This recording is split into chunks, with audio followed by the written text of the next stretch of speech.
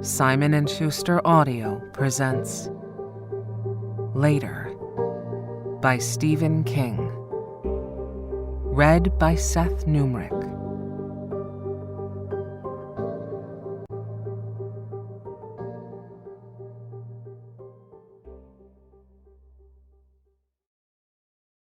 Marsden's house came into view. It was like one of those Hollywood Hills mansions you see in the movies, big and jutting out over the drop. The side facing us was all glass. The house that Heroin built. Liz sounded vicious.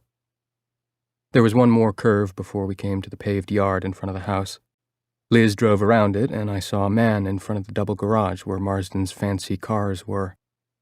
I opened my mouth to say it must be Teddy, the gatekeeper, but then I saw his mouth was gone. And given the red hole where his mouth had been, he hadn't died a natural death. Like I said, this is a horror story.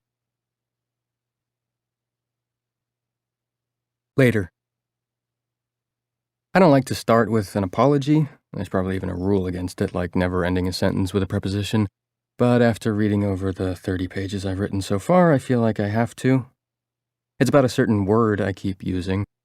I learned a lot of 4-letter words from my mother and used them from an early age, as you will find out, but this is one with 5 letters. The word is later, as in later on, and later I found out, and it was only later that I realized. I know, it's repetitive, but I had no choice because my story starts when I still believed in Santa Claus and the Tooth Fairy. Although, even at 6, I had my doubts. I'm 22 now, which makes this later, right? I suppose when I'm in my 40s, always assuming I make it that far, I'll look back on what I thought I understood at 22 and realize there was a lot I didn't get at all. There's always a later. I know that now, at least until we die. Then I guess it's all before that. My name is Jamie Conklin, and once upon a time I drew a Thanksgiving turkey that I thought was the absolute cat's ass. Later, and not much later, I found out it was more like the stuff that comes out of the cat's ass. Sometimes the truth really sucks. I think this is a horror story. Check it out. 1. I was coming home from school with my mother. She was holding my hand.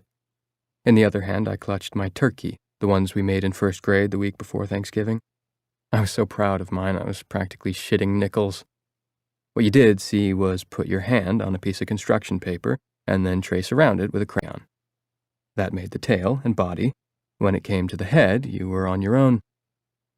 I showed mine to Mom, and she's all, yeah, right, totally great, but I don't think she ever really saw it. She was probably thinking about one of the books she was trying to sell. Flogging the product, she called it. Mom was a literary agent, see? It used to be her brother, my Uncle Harry, but Mom took over his business a year before the time I'm telling you about. It's a long story, and kind of a bummer. I said, I used forest green because it's my favorite color. You knew that, right?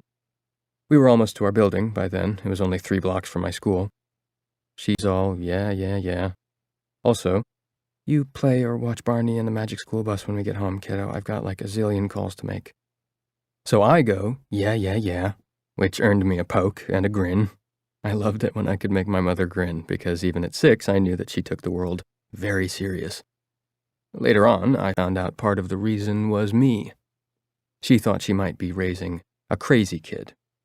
The day I'm telling you about was the one when she decided for sure I wasn't crazy after all. Which must have been sort of a relief, and sort of not. You don't talk to anybody about this, she said to me later that day. Except to me, and maybe not even me, kiddo, okay? I said okay. When you're little and it's your mom, you say okay to everything, unless she says it's bedtime, of course, or to finish your broccoli. We got to our building, and the elevator was still broken. You could say things might have been different if it had been working, but I don't think so. I think that people who say life is all about the choices we make and the roads we go down are full of shit. Because, check it, stairs or elevator, we still would have come out on the 3rd floor. When the fickle finger of fate points at you, all roads lead to the same place.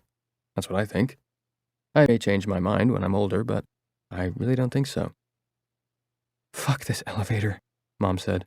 Then, "You didn't hear that, kiddo." "Hear what?" I said, which got me another grin. Last grin for her that afternoon, I can tell you. I asked her if she wanted me to carry her bag, which had a manuscript in it, like always. That day, a big one, looked like a 500-pager. Mom always sat on a bench reading while she waited for me to get out of school, if the weather was nice. She said, "Sweet offer, but what do I always tell you?" "You have to tote your own burden in life," I said. "Correctamundo." "Is it Regis Thomas?" I asked. "Yes, indeed. Good old Regis who pays our rent." "Is it about Roanoke?" "Do you even have to ask, Jamie?" Which made me snicker. Everything good old Regis wrote was about Roanoke. That was the burden he toted in life. We went up the stairs to the 3rd floor, where there were 2 other apartments plus ours at the end of the hall. Ours was the fanciest one. Mr. and Mrs. Burkett were standing outside 3A, and I knew right away something was wrong because Mr. Burkett was smoking a cigarette, which I hadn't seen him do before and was illegal in our building anyway. His eyes were bloodshot, and his hair was all crazied up in gray spikes. I always called him Mr., but he was actually Professor Burkett and taught something smart at NYU. English and European literature, I later found out. Mrs. Burkett was dressed in a nightgown, and her feet were bare. That nightgown was pretty thin, and I could see most of her stuff right through it. My mother said, "Marty, what's wrong?" Before he could say anything back, I showed him my turkey, because he looked sad and I wanted to cheer him up, but also because I was so proud of it.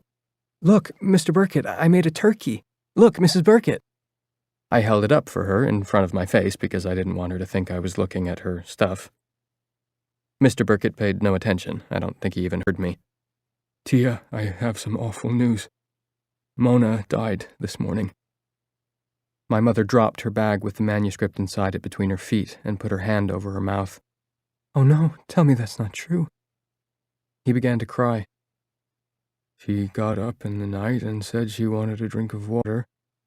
I went back to sleep and she was on the couch this morning with a comforter pulled up to her chin. And so I tiptoed to the kitchen and put on the coffee because I thought the pleasant smell would wake. He really broke down then. Mom took him in her arms the way she did me when I hurt myself, even though Mr. Burkett was about 100. 74, I found out later. That was when Mrs. Burkett spoke to me. She was hard to hear, but not as hard as some of them because she was still pretty fresh. She said, "Turkeys aren't green, James." "Well, mine is," I said. My mother was still holding Mr. Burkett and kind of rocking him. They didn't hear her because they couldn't, and they didn't hear me because they were doing adult things, comforting for Mom, blubbering for Mr. Burkett. Mr. Burkett said, "I called Dr. Allen, and he came and said she probably had a soak." At least that's what I thought he said. He was crying so much it was hard to tell. "He called the funeral parlor. They took her away. I don't know what I'll do without her." Mrs. Burkett said, "My husband is going to burn your mother's hair with his cigarette if he doesn't look out." And sure enough, he did. I could smell the singeing hair, a kind of beauty shop smell. Mom was too polite to say anything about it, but she made him let go of her, and then she took the cigarette from him and dropped it on the floor and stepped on it. I thought that was a grody thing to do, extreme litter bugging, but I didn't say anything. I got that it was a special situation. I also knew that talking to Mrs. Burkett anymore would freak him out. Mom, too. Even a little kid knows certain basic things if he's not soft in the attic. You said please, you said thank you didn't flap your weenie around in public or chew with your mouth open, and you didn't talk to dead folks when they were standing next to living folks who were just starting to miss them. I only want to say in my own defense that when I saw her, I didn't know she was dead. Later on, I got better at telling the difference, but back then I was just learning. It was her nightgown I could see through, not her. Dead people look just like living people, except they're always wearing the clothes they died in. Meanwhile, Mr. Burkett was rehashing the whole thing. He told my mother how he sat on the floor beside the couch and held his wife's hand till that doctor guy came, and again till the mortician guy came to take her away. "Conveyed her hence," was what he actually said, which I didn't understand until Mom explained it to me. And at first I thought he said beautician, maybe because of the smell when he burned Mom's hair. His crying had tapered off, but now it ramped up again. "Her rings are gone," he said through his tears. "Both her wedding ring and her engagement ring, that big diamond. I looked on the night table by her side of the bed where she puts them when she rubs that awful-smelling arthritis cream into her hands. It does smell bad," Mrs. Burkett admitted. "Lanolin is basically sheep dip, but it really helps." I nodded to show I understood, but didn't say anything. "And on the bathroom sink, because sometimes she leaves them there. I've looked everywhere." "They'll turn up," my mother soothed. And now that her hair was safe, she took Mr. Burkett in her arms again. "They'll turn up, Marty. Don't you worry about that." "I miss her so much. I miss her already." Mrs. Burkett flapped a hand in front of her face.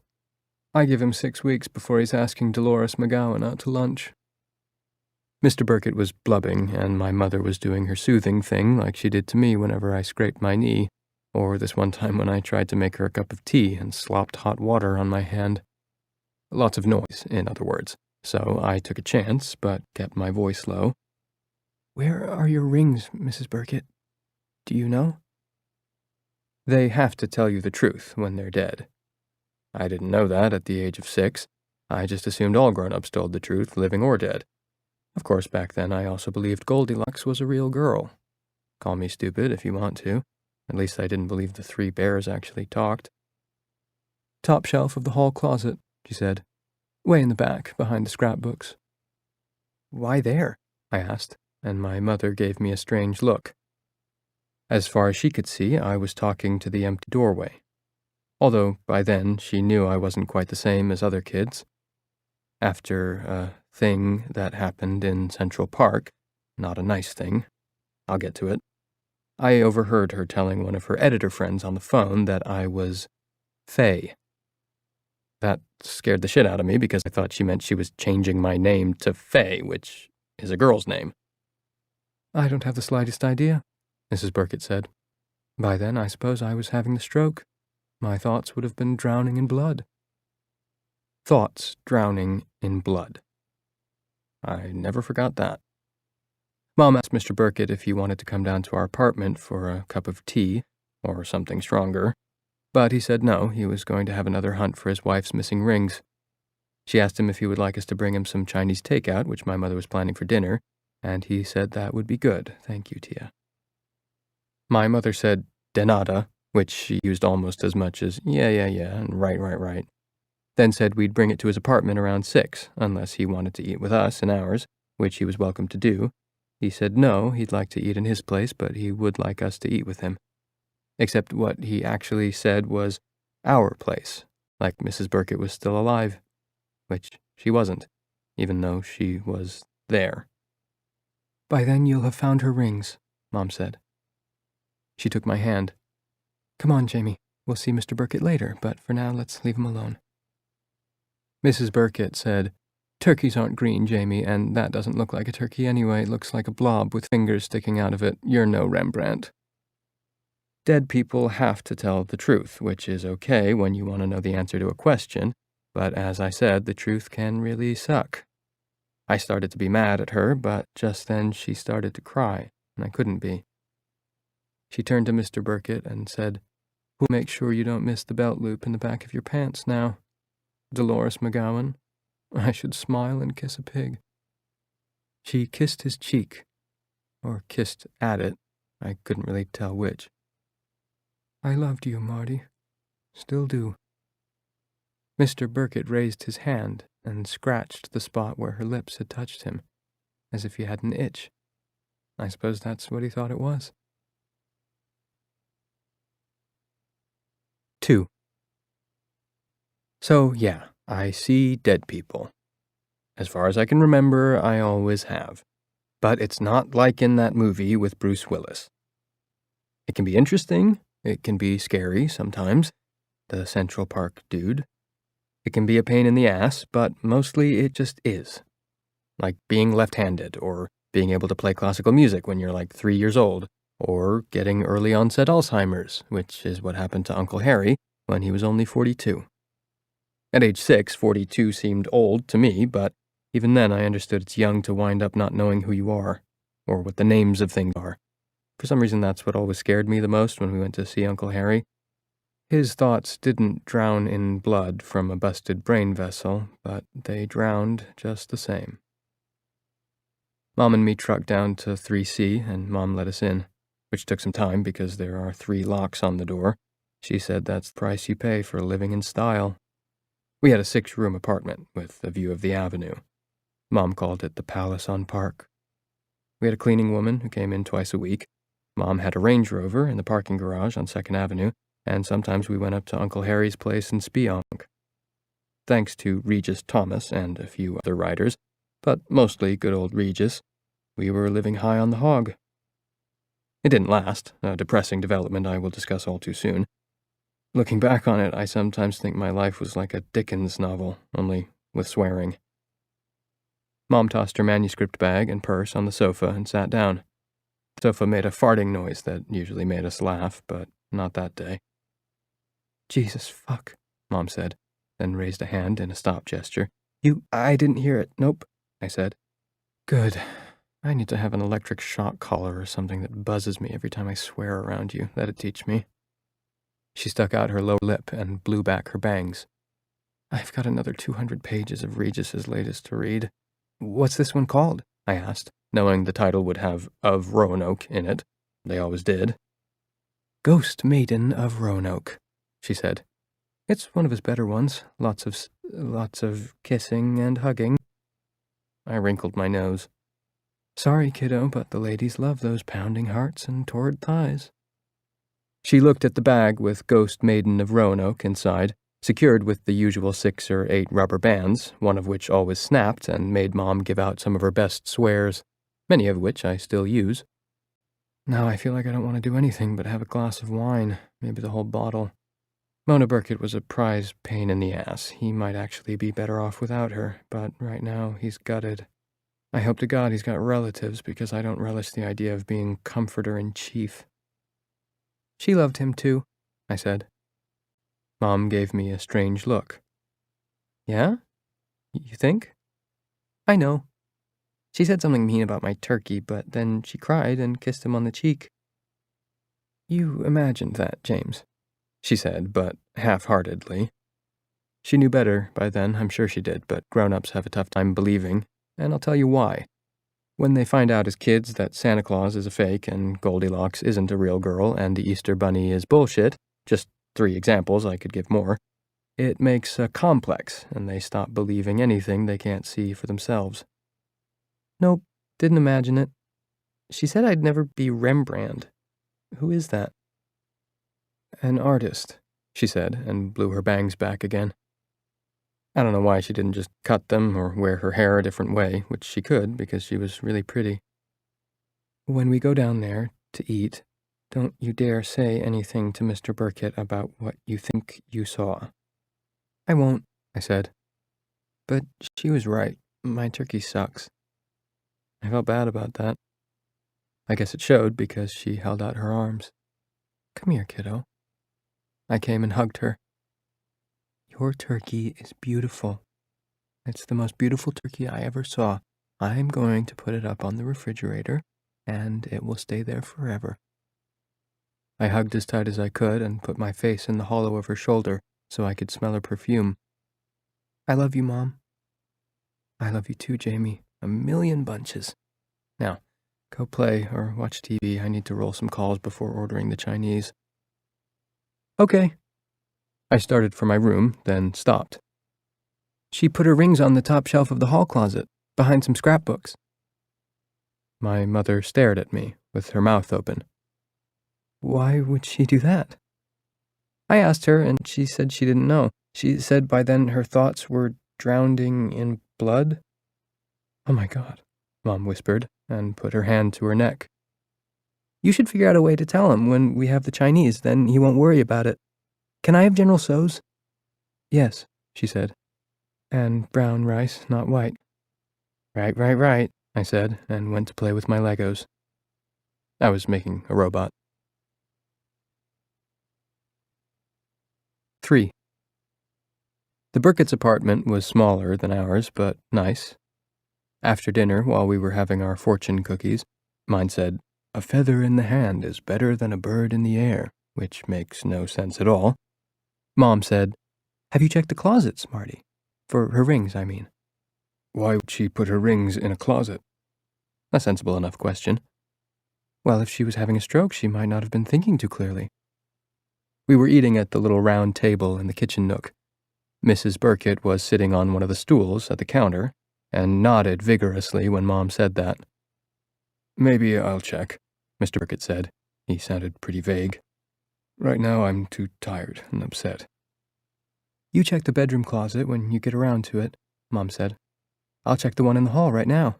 A little stretching will do me good after all that sweet and sour pork." Mrs. Burkett said, "Did she think that up all by herself? I didn't know she was that smart." Already she was getting hard to hear. After a while I wouldn't be able to hear her at all, just see her mouth moving, like she was behind a thick pane of glass. Pretty soon after that, she'd be gone. "My mom's plenty smart," I said. "Never said she wasn't," Mr. Burkett said. "But if she finds those rings in the front hall closet, I'll eat my hat." Just then, my mother said, "Bingo!" and came in with the rings on the palm of one outstretched hand. The wedding ring was pretty ordinary, but the engagement ring was big as an eyeball, a real sparkler. "Oh my God," Mr. Burkett cried. "How in God's name—" "I prayed to St. Anthony," Mom said, but cast a quick glance my way, and a smile. "Tony, Tony, come around, something's lost that must be found, and as you see, it worked." I thought about asking Mr. Burkett if he wanted salt and pepper on his hat, but didn't. It wasn't the right time to be funny, and besides, it's like my mother always says, nobody loves a smartass. 4. The funeral was 3 days later. It was my first one, and interesting, but not what you'd call fun. At least my mother didn't have to be comforter-in-chief. Mr. Burkett had a sister and a brother to take care of that. They were old, but not as old as he was. Mr. Burkett cried all the way through the service, and the sister kept handing him Kleenex. Her purse seemed to be full of them. I'm surprised she had room for anything else. That night, Mom and I had pizza from Domino's. She had wine, and I had Kool-Aid as a special treat for being good at the funeral. When we were down to the last piece of the pie, she asked me if I thought Mrs. Burkett had been there. "Yeah, she was sitting on the steps leading up to the place where the minister and her friends talked. The pulpit. Could you—" She picked up the last slice, looked at it, then put it down and looked at me. "Could you see through her? Like a movie ghost, you mean?" "Yes, I suppose that's what I mean." "Nope, she was all there, but still in her nightgown. I was surprised to see her because she died 3 days ago. They don't usually last that long." "They just disappear," like she was trying to get it straight in her mind. I could tell she didn't like talking about it, but I was glad she was. It was a relief. "Yeah." "What was she doing, Jamie?" "Just sitting there. Once or twice she looked at her coffin, but she mostly looked at him." "At Mr. Burkett, Marty." "Right. She said something once, but I couldn't hear. Pretty soon after they die, their voices start to fade away, like turning down the music on the car radio. After a while, you can't hear them at all." "And then they're gone?" "Yes," I said. There was a lump in my throat, so I drank the rest of my Kool-Aid to make it go away. "Gone." "Help me clean up," she said. "Then we can watch an episode of Torchwood if you want."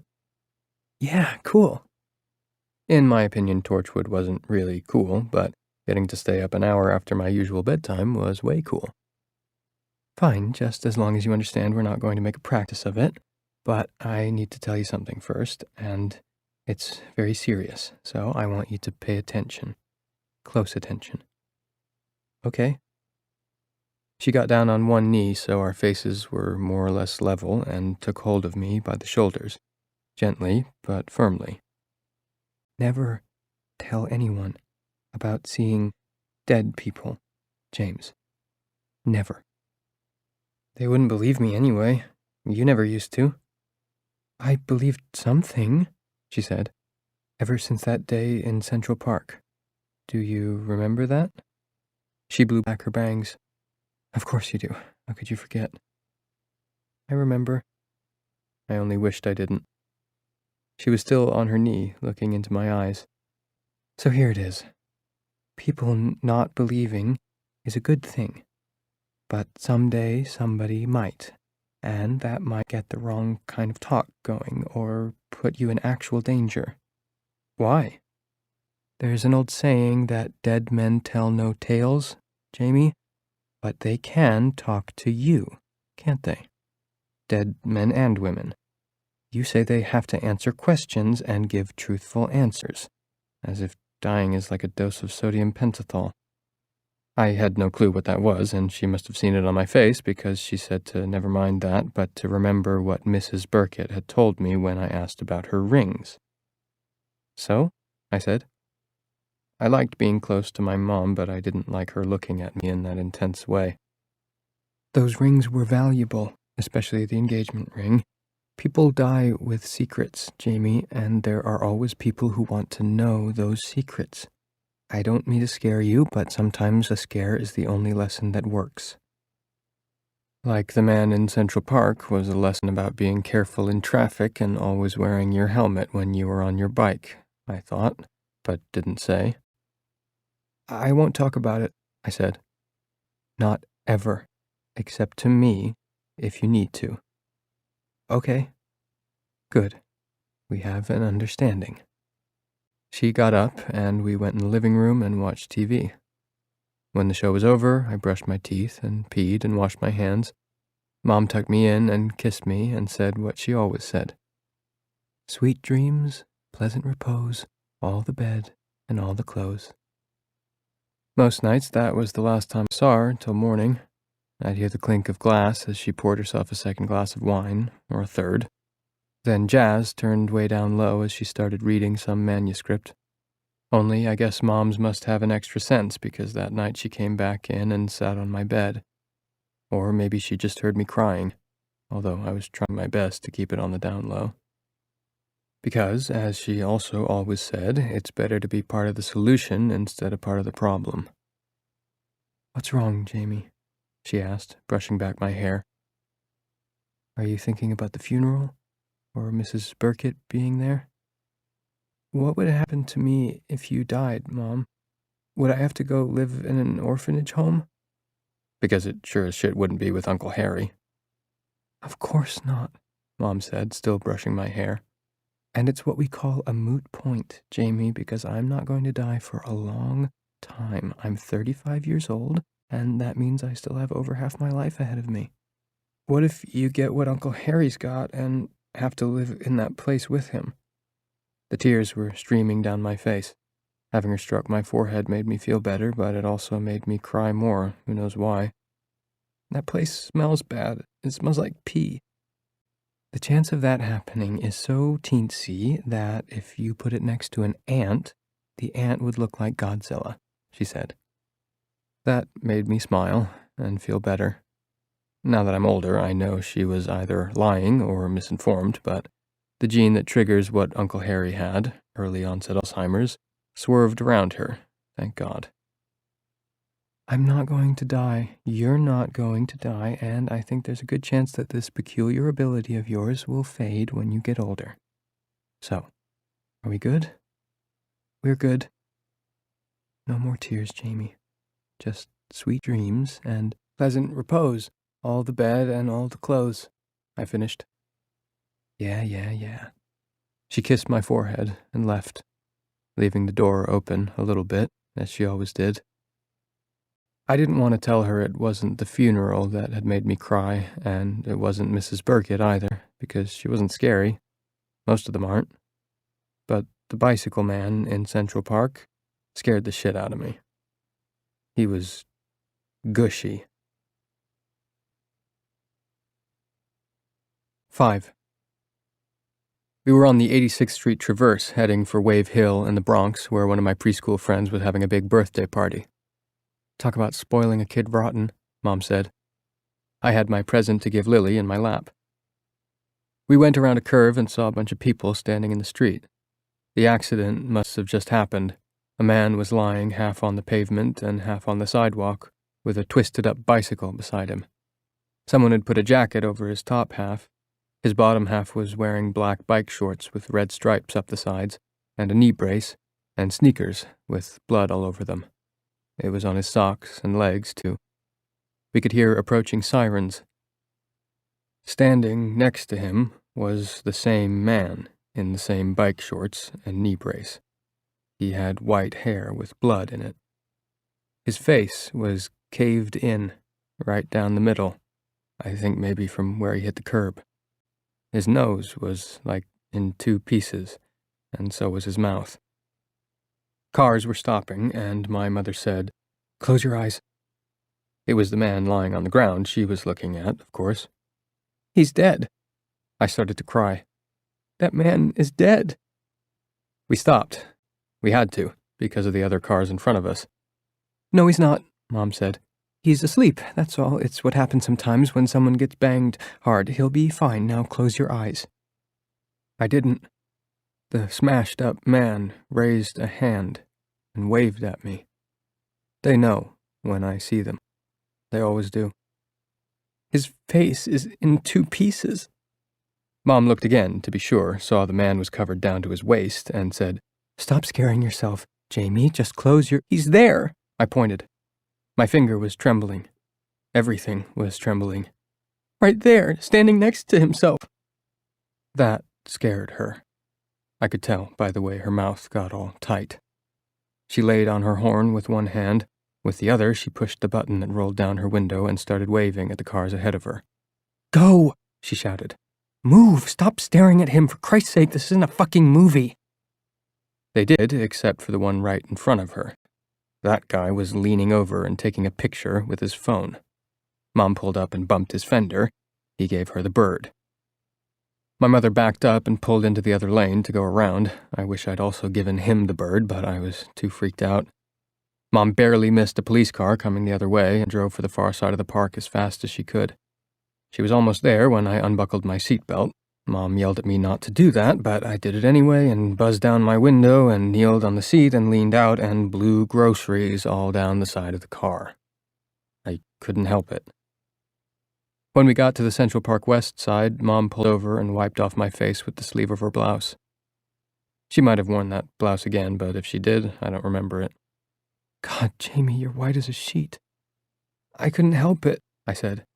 "I never saw anyone like that before. There were bones sticking right out of his nose." Then I ralphed again, but managed to get most of that one on the street instead of on our car. Plus, there wasn't as much. She stroked my neck, ignoring someone, maybe the man who gave us the finger, who honked at us and drove around our car. "Honey, that's just your imagination. He was covered up." "Not the one on the ground, the one standing beside him. He waved at me." She stared at me for a long time, seemed like she was going to say something, then just buckled my seatbelt. "I think maybe we should skip the party. How does that sound to you?" "Good," I said. "I don't like Lily anyway. She sneaky pinches me during story time." We went home. Mom asked me if I could keep down a cup of cocoa, and I said I could. We drank cocoa together in the living room. I still had Lily's present. It was a little doll in a sailor suit. When I gave it to Lily the next week, instead of sneaky pinching me, she gave me a kiss right on the mouth. I got teased about that and never minded a bit. While we were drinking our cocoa, she might have put a little something extra in hers, Mom said, "I promised myself when I was pregnant that I'd never lie to my kid. So, here goes. Yeah, that guy was probably dead." She paused. "No, he was dead. I don't think even a bike helmet would have saved him, and I didn't see one. No, he wasn't wearing a helmet, because if he'd been wearing it when he got hit, it was a taxi that did it, we found out. He would have been wearing it as he stood beside his body. They're always wearing what they had on when they died." "But you only imagined you saw his face, honey. You couldn't have. Someone covered him up with a jacket, someone very kind." "He was wearing a t-shirt with a lighthouse on it," I said. Then I thought of something else. It was only a little bit cheery, but after something like that, I guess you take what you can get. At least he was pretty old. Why do you say that? She was looking at me oddly. Looking back on it, I think that was when she started to believe, at least a little bit. His hair was white, except for the parts with blood in it, that is. I started to cry again. My mother hugged me and rocked me, and I went to sleep while she was doing it. I tell you what, there's nothing like having a mother around when you're thinking of scary shit. We got the Times delivered to our door. My mother usually read it at the table in her bathrobe while we ate breakfast, but the day after the Central Park man, she was reading one of her manuscripts instead. When breakfast was over, she told me to get dressed, and maybe we'd ride the Circle Line. So it must have been a Saturday. I remember thinking it was the first weekend the Central Park man was dead in. That made it real all over again. I did what she said, but first I went into her bedroom while she was in the shower. The newspaper was on the bed, open to the page where they put dead folks who are famous enough for the Times. The picture of the Central Park man was there. His name was Robert Harrison.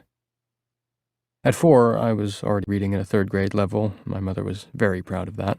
And there were no tough words in the headline of the story, which was all I read. CEO of Lighthouse Foundation dies in traffic accident. I saw a few more dead people after that. The saying about how in life we are in death is truer than most people know. And sometimes I said something to Mom, but mostly I didn't, because I could see it upset her. It wasn't until Mrs. Burkett died and Mom found her rings in the closet that we really talked about it again. That night after she left my room, I thought I wouldn't be able to sleep, and if I did, I would dream about the Central Park man with his split-open face and bones sticking out of his nose, or about my mother in her coffin, but also sitting on the steps to the pulpit, where only I could see her. But so far as I can remember, I didn't dream about anything. I got up the next morning feeling good, and Mom was feeling good, and we joked around like we sometimes did, and she stuck my turkey on the fridge and put a big smackaroo on it, which made me giggle, and she walked me to school, and Mrs. Tate told us about dinosaurs, and life went on, for 2 years, in the good ways it usually did. Until, that is, everything fell apart. 6. When Mom realized how bad things were, I heard her talking to Ann Staley, her editor friend, about Uncle Harry on the phone. Mom said, "He was soft even before he went soft. I realize that now." At 6, I wouldn't have had a clue, but by then I was 8 going on 9, and I understood, at least partly. She was talking about the mess her brother had gotten himself and her into even before the early-onset Alzheimer's carried off his brains like a thief in the night. I agreed with her, of course. She was my mother, and it was us against the world, a team of 2. I hated Uncle Harry for the gem we were in. It wasn't until later, when I was 12 or maybe even 14, that I realized my mother was also partly to blame. She might have been able to get out while there was still time. Probably could have, but she didn't. Like Uncle Harry, who founded the Conklin Literary Agency, she knew a lot about books, but not enough about money. She even got 2 warnings. One was from her friend Liz Dutton. Liz was an NYPD detective and a great fan of Regis Thomas's Roanoke series. Mom met her at a launch party for one of those books, and they clicked, which turned out to be not so good. I'll get to it, but for now I'll just say that Liz told my mother that the Mackenzie Fund was too good to be true. This might have been around the time Mrs. Burkett died, I'm not sure about that, but I know it was before the fall of 2008 when the economy went belly up, including our part of it. Uncle Harry used to play racquetball at some fancy club near Pier 90 where the big boats dock. One of the friends he played with was a Broadway producer who told him about the Mackenzie Fund. The friend called it a license to coin money, and Uncle Harry took him seriously about that. Why wouldn't he? The friend had produced like a bazillion musicals that ran on Broadway for a bazillion years, plus all over the country, and the royalties just poured in. I knew exactly what royalties were. I was a literary agent's kid. Uncle Harry checked it out, talked to some big bug who worked for the fund, although not to James Mackenzie himself, because Uncle Harry was just a small bug in the great scheme of things, and put in a bunch of money. The returns were so good that he put in more, and more. When he got the Alzheimer's, and he went downhill really fast, my mother took over all the accounts, and she not only stuck with the Mackenzie Fund, she put even more money into it. Monty Grisham, the lawyer who helped with contracts back then, not only told her not to put in more, he told her to get out while the getting was good. That was the other warning she got, and not long after, she took over the Conklin agency. He also said that if a thing looked too good to be true, it probably was. I'm telling you everything I found out in little driblets and drablets, like that overheard conversation between Mom and her editor pal. I'm sure you get that, and I'm sure you don't need me to tell you that the Mackenzie Fund was actually a big fat Ponzi scheme. The way it worked was Mackenzie and his merry band of thieves took in mega millions and paid back big percentage returns while skimming off most of the investment dough. They kept it going by roping in new investors, telling each one how special he or she was because only a select few were allowed into the fund. The select few, it turned out, were thousands. Everyone from Broadway producers to wealthy widows who stopped being wealthy almost overnight. A scheme like that depends on investors being happy with their returns and not only leaving their initial investments in the fund, but putting in more. It worked okay for a while, but when the economy crashed in 2008, almost everybody in the fund asked for their money back, and the money wasn't there. Mackenzie was a piker compared to Madoff, the king of Ponzi schemes, but he gave old Byrne a run for his money. After taking in over $20 billion, all he had in the Mackenzie accounts was a measly $15 million. He went to jail, which was satisfying, but as Mom sometimes said, grits ain't groceries and revenge don't pay the bills. We're okay, she told me when Mackenzie started showing up on all the news channels and in the Times. Don't worry, Jamie. But the circles under her eyes said that she was plenty worried, and she had plenty of reasons to be. Here's more of what I found out later. Mom only had about $200,000 in assets she could put her hands on, and that included the insurance policies on her and me. What she had on the liability side of the ledger, you don't want to know. Just remember, our apartment was on Park Avenue. The agency was on Madison Avenue, and the extended care home where Uncle Harry was living, if you can call that living, I can hear my mother adding, was in Pound Ridge, which is about as expensive as it sounds. Closing the office on Madison was Mom's first move. After that, she worked out of the Palace on Park, at least for a while. She paid some rent in advance by cashing in those insurance policies I mentioned, including her brother's, but that would only last 8 or 10 months. She rented Uncle Harry's place in Spionk. She sold the Range Rover. We don't really need a car in the city anyway, Jamie, she said. And a bunch of first edition books, including a signed Thomas Wolfe of Look Homeward Angel. She cried over that one, and said she didn't get half of what it was worth, because the rare book market was also in the toilet thanks to a bunch of sellers as desperate for cash as she was. Our Andrew Wyeth painting went too, and every day she cursed James Mackenzie for the thieving, money-grubbing, motherfucking, cock-sucking, bleeding, hemorrhoid-on-legs that he was. Sometimes she also cursed Uncle Harry, saying he'd be living behind a garbage dumpster by the end of the year, and it would serve him right. And, to be fair, later on she cursed herself for not listening to Liz and Monty. I feel like the grasshopper who played all summer instead of working, she said to me one night, January or February of 2009, I think. By then, Liz was staying over sometimes, but not that night. That might have been the first time I noticed there were threads of gray in my mom's pretty red hair. Or maybe I remember because she started to cry and it was my turn to comfort her, even though I was just a little kid and didn't really know how to do it. That summer, we moved out of the Palace on Park and into a much smaller place on 10th Avenue. Not a dump, Mom said. And the price is right. Also, I'll be damned if I move out of the city. That would be waving the white flag. I'd start losing clients. The agency moved with us, of course. The office was in what I suppose would have been my bedroom if things hadn't been so fucking dire. My room was an alcove adjacent to the kitchen. It was hot in the summer and cold in the winter, but at least it smelled good. I think it used to be the pantry. She moved Uncle Harry to a facility in Bayonne. The less said about that place, the better. The only good thing about it, I suppose, was that poor Uncle Harry didn't know where he was anyway. He would have pissed his pants just as much if he'd been in the Beverly Hilton. Other things I remember about 2009 and 2010, my mother stopped getting her hair done. She stopped lunching with friends and only lunched with clients of the agency if she really had to, because she was the one who always got stuck with the check. She didn't buy many new clothes, and the ones she did buy were from discount stores. And she started drinking more wine. A lot more. There were nights when she and her friend Liz, the Regis Thomas fan and detective I told you about, would get pretty soused together. The next day, Mom would be red-eyed and snappy, puttering around in her office in her pajamas. Sometimes she'd sing, "Crappy days are here again, the skies are fucking drear again."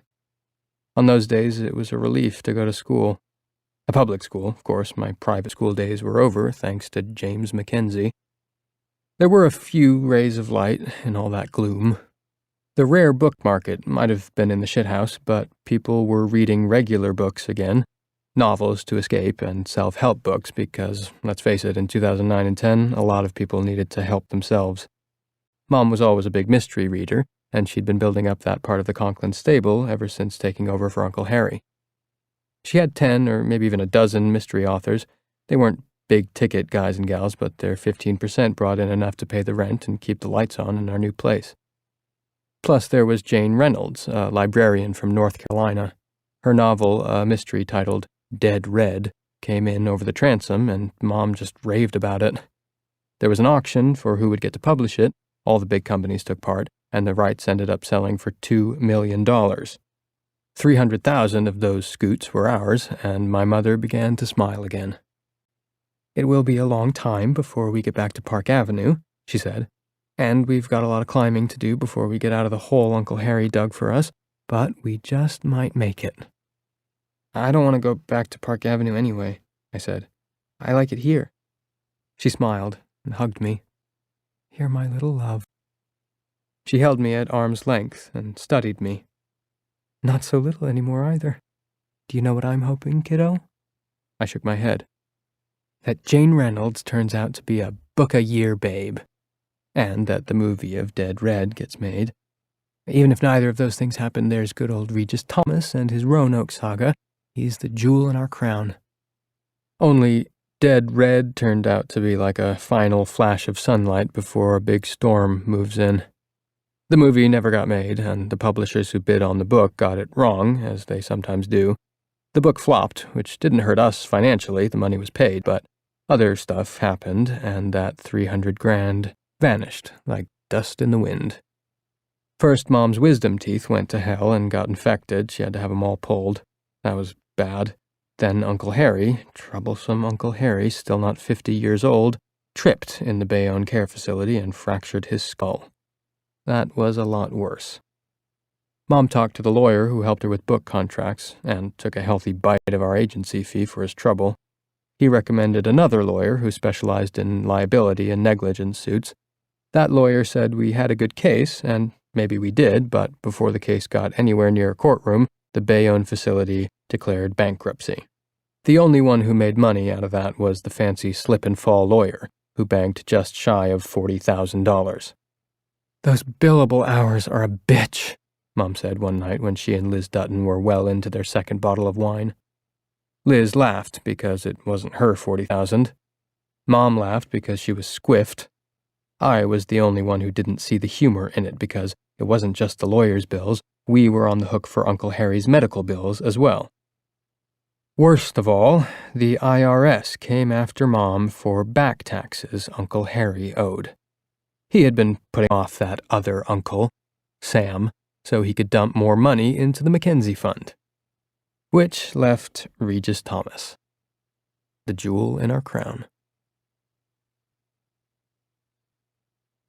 7. Now check this out. It's the fall of 2009. Obama is president, and the economy is slowly getting better. For us, not so much. I'm in the 3rd grade, and Miss Pierce has me doing a fractions problem on the board, 'cause I'm good at shit like that. I mean, I was doing percentages when I was 7. Literary agent's kid, remember? The kids behind me are restless because it's that funny little stretch of school between Thanksgiving and Christmas. The problem is as easy as soft butter on toast, and I'm just finishing when Mr. Hernandez, the assistant principal, sticks his head in. He and Miss Pierce have a brief, murmured conversation, and then Miss Pierce asks me to step out into the hall. My mother is waiting out there, and she's as pale as a glass of milk. Skim milk. My first thought is that Uncle Harry, who now has a steel plate in his skull to protect his useless brain, has died. Which, in a gruesome way, would actually be good because it would cut down on expenses. But when I ask, she says Uncle Harry, by then living in a 3rd-rate care home in Piscataway, he kept moving further west like some fucked-up brain-dead pioneer, is fine. Mom hustles me down the hall and out the door before I can ask any more questions. Parked at the yellow curb where parents drop off their kids and pick them up in the afternoon is a Ford sedan with a bubble light on the dash. Standing beside it in a blue parka with NYPD on the breast is Liz Dutton. Mom is rushing me toward the car, but I dig in my heels and make her stop. "What is it?" I ask. "Tell me." I'm not crying, but the tears are close. There's been a lot of bad news since we found out about the Mackenzie Fund, and I don't think I can stand any more, but I get some. Regis Thomas is dead. The jewel just fell out of our crown. 8. I have to stop here and tell you about Regis Thomas. My mother used to say that most writers are as weird as turds that glow in the dark, and Mr. Thomas was a case in point. The Roanoke Saga, that's what he called it, consisted of 9 books when he died, each one as thick as a brick. "Old Regis always serves up a heaping helping," Mom said once. When I was 8, I snitched a copy of the first one, Death Swamp of Roanoke, off one of the office shelves and read it. No problem there. I was as good at reading as I was at math and seeing dead folks. It's not bragging if it's true. Plus, Death Swamp wasn't exactly Finnegan's Wake. I'm not saying it was badly written, don't get that idea. The man could tell a tale. There was plenty of adventure, lots of scary scenes, especially in the Death Swamp, a search for buried treasure, and a big, hot helping of good old sex. I learned more about the true meaning of 69 in that book than a kid of 8 should probably know. I learned something else as well, although I only made a conscious connection later. It was about all those nights Mom's friend Liz stayed over.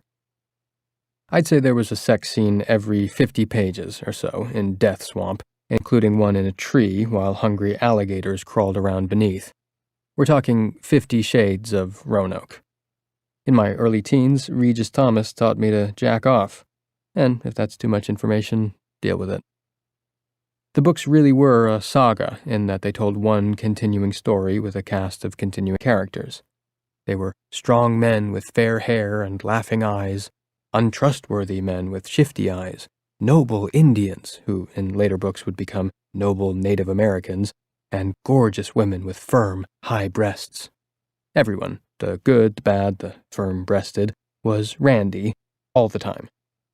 The heart of the series, what kept the readers coming back, other than the duels, murders, and sex, that is, was the titanic secret that had caused all the Roanoke settlers to disappear. Had it been the fault of George Threadgill, the chief villain? Were the settlers dead? Was there really an ancient city beneath Roanoke full of ancient wisdom? What did Martin Betancourt mean when he said, "Time is the key," before expiring? What did that cryptic word, Croatoan, found carved on a palisade of the abandoned community, really mean?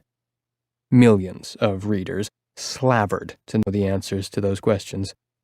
To anyone far in the future finding that hard to believe, I'd simply tell you to hunt up something by Judith Krantz or Harold Robbins. Millions of people read their stuff too. Regis Thomas's characters were classic projection. Or maybe I mean wish fulfillment. He was a little wizened dude whose author photo was routinely altered to make his face look a little less like a lady's leather purse. He didn't come to New York City because he couldn't. The guy who wrote about fearless men hacking their way through pestilent swamps, fighting duels, and having athletic sex under the stars was an agoraphobe bachelor who lived alone. He was also incredibly paranoid, so said my mother, about his work. No one saw it until it was done, and after the first 2 volumes were such rip-roaring successes, staying at the top of the bestseller lists for months, that included a copy editor. He insisted that they be published as he wrote them, word for golden word. He wasn't a book-a-year author, that literary agent's El Dorado, but he was dependable. A book with Of Roanoke in the title would appear every 2 or 3 years. The first 4 came during Uncle Harry's tenure, the next 5 in Mom's. That included Ghost Maiden of Roanoke, which Thomas announced was the penultimate volume. The last book in the series, he promised, would answer all the questions his loyal readers had been asking ever since those first expeditions into the Death Swamp. It would also be the longest book in the series, maybe 700 pages, which would allow the publisher to tack on an extra $1 or $2 onto the purchase price. And once Roanoke and all its mysteries were put to rest, he had confided to my mother on one of her visits to his upstate New York compound, he intended to begin a multi-volume series focused on the Mary Celeste. It all sounded good until he dropped dead at his desk with only 30 or so pages of his magnum opus completed. He'd been paid a cool $3 million in advance, but with no book, the advance would have to be paid back, including our share. Only our share was either gone or spoken for. This, as you may have guessed, was where I came in. Okay, back to the story. 9. As we approached the unmarked police car, I knew what it was. I'd seen it lots of times parked in front of our building with the sign reading "Police Officer on Call" on the dash. Liz held open the side of her parka to show me her empty shoulder holster. This was kind of a joke between us. No guns around my son, that was Mom's hard and fast rule. Liz always showed me the empty holster when she was wearing it, and I'd seen it plenty of times on the coffee table in our living room. Also on the night table, on the side of the bed my mother didn't use, and by the age of 9, I had a pretty good idea of what that meant. Death Swamp of Roanoke included some steamy stuff going on between Laura Goodhue and Purity Betancourt, the widow of Martin Betancourt. Pure she wasn't. "What's she doing here?" I asked Mom when we got to the car.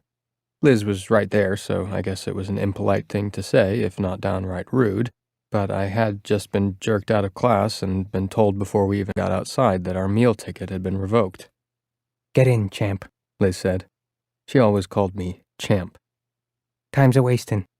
"I don't want to. We're having fish sticks for lunch." "Nope," Liz said. "We're having Whoppers and fries. I'm buying." "Get in," my mother said. "Please, Jamie." So I got in the back. There were a couple of Taco Bell wrappers on the floor and a smell that might have been microwave popcorn. There was also another smell, one I associated with our visits to Uncle Harry in his various care homes, but at least there was no metal grill between the back and the front like I'd seen on some of the police shows Mom watched. She was partial to the wire. Mom got in front and Liz pulled out, pausing at the first red light to turn on the dashboard flasher. It went bloop bloop bloop, and even without any siren, cars moved out of her way and we were on the FDR lickety-split. My mother turned around and looked at me from between the seats with an expression that scared me. She looked desperate. "Could he be at his house, Jamie? I'm sure they've taken his body away to the morgue or the funeral parlor, but could he still be there?" The answer to that was I didn't know, but I didn't say that or anything else at first. I was too amazed and hurt. Maybe even mad. I don't remember for sure about that, but the amazement and hurt I remember very well. She had told me never to tell anybody about seeing dead people, and I never had. But then she did. She told Liz. That was why Liz was here and would soon be using her blipping dashboard light to shift traffic out of our way on the Sprainbrook Parkway. At last, I said, "How long has she known?" I saw Liz wink at me in the rearview mirror, the kind of wink that said, "We've got a secret." I didn't like it. It was Mom and me who were supposed to have the secret. Mom reached over the seat and grasped me by the wrist. Her hand was cold. Never mind that, Jamie. Just tell me if he could still be there. Yeah, I guess, if that's where he died. Mom let go of me and told Liz to go faster, but Liz shook her head. Not a good idea. We might pick up a police escort and they'd want to know what the big deal was. Am I supposed to tell them we need to talk to a dead guy before he disappears? I could tell by the way she said it that she didn't believe a word of what Mom had told her. She was just humoring her, joshing her along. That was okay with me. As for Mom, I don't think she cared what Liz thought as long as she got us to Croton-on-Hudson. As fast as you can, then. Roger that, TT. I never liked her calling Mom that. It's what some kids in my class called having to go to the bathroom, but Mom didn't seem to mind. On that day, she wouldn't have cared if Liz called her Bonnie Boobs a lot. Probably wouldn't have even noticed. Some people can keep secrets and some people can't, I said. I couldn't help myself, so I guess I was mad. Stop it, my mother said. I can't afford to have you sulking. I'm not sulking, I said, sulkily. I knew she and Liz were tight, but she and I were supposed to be even tighter. She could have at least asked me what I thought about the idea before spilling our greatest secret some night when she and Liz were in bed after climbing what Regis Thomas called the ladder of passion. I can see you're upset and you can be pissed off at me later, but right now, I need you, kiddo. It was like she had forgotten Liz was there, but I could see Liz's eyes in the rearview mirror and knew she was listening to every word. Okay. She was scaring me a little. Chill, Mom. She ran her hand through her hair and gave her bangs a yank for good measure. This is so unfair. Everything that's happened to us that's still happening is so fucking fucked up. She ruffled my hair. You didn't hear that. Yes, I did, I said, because I was still mad. But she was right. Remember what I said about being in a Dickens novel only with swears? You know why people read books like that? Because they're so happy that fucked up shit isn't happening to them. I've been juggling bills for 2 years now and never dropped a single one. Sometimes I had to let the little ones go to pay the big ones, sometimes I let the big ones go to pay a bunch of little ones, but the light stayed on, and we never missed a meal, right? Yeah, I said, thinking it might raise a smile. It didn't. But now, she gave her bangs another yank, leaving them all clumpy. Now 6 things have come due at once, with the goddamn infernal revenue leading the pack. I'm drowning in a sea of red ink, and I was expecting Regis to save me. Then the son of a bitch dies at the age of 59. Who dies at 59 if they're not 100 pounds overweight or using drugs? People with cancer, I said. Mom gave a watery snort and yanked her poor bangs. Easy, T, Liz murmured. She laid her palm against the side of Mom's neck, but I don't think Mom felt it. The book could save us. The book, the whole book, and nothing but the book. She gave a wild laugh that scared me even more. I know he only had a couple of chapters done, but nobody else knows it because he didn't talk to anybody but my brother before Harry got sick, and now me. He didn't outline or keep notes, Jamie, because he said it straitjacketed the creative process. Also, because he didn't have to, he always knew where he was going. She took my wrist again and squeezed so hard she left bruises. I saw them later that night. He still might know.